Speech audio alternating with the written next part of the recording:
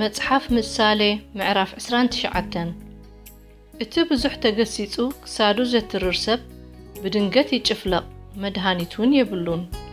ጻድቃን እንተዓመሩ ህዝቢ ይሕጎስ፣ ረሲእ እንተሰልጠነ ግና ህዝቢ የስቆርቁር።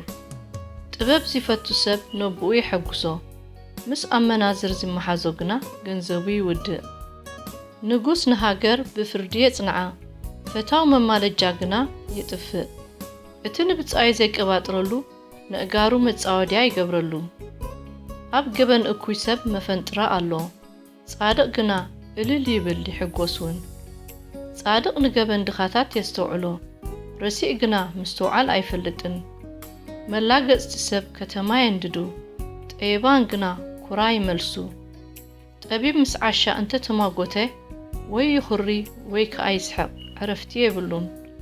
እቶም መፍሰስቲ ደም ንፍጹም ሰብ ይጸልእዎ፣ ቁኑዓት ግና ነፍሱ ይደልዩ።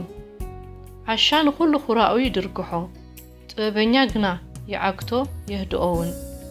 እቲ ብሓሶት ጽን ዝብል መኮነን ኩሎም ገላውኡ ረሲኣን እዮም።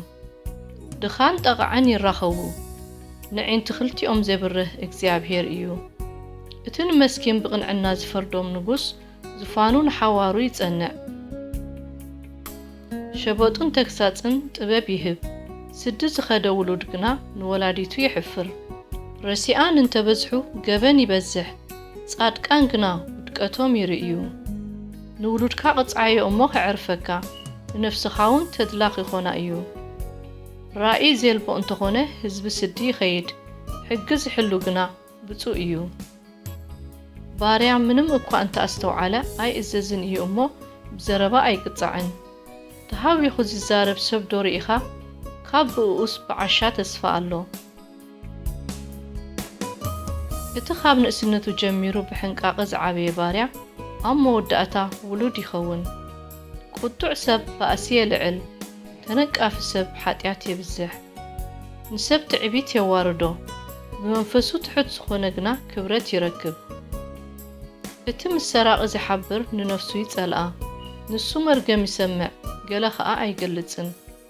ንሰብ ምፍራሕ ኣብ መፈንጥራ ይእቱ፣ ብእግዚኣብሔር ዝእመን ግና ኣብ ድሓን ይነብር።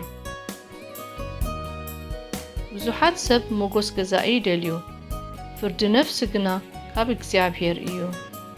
ሓጢኣተኛ ሰብ ኣብ ቅድሚ ጻድቃን ፍንፉን እዩ፣ እቲ ብቕኑዕ መገዲ ዝመላለስ ከኣ ኣብ ቅድሚ ረሲኣን ፍንፉን እዩ።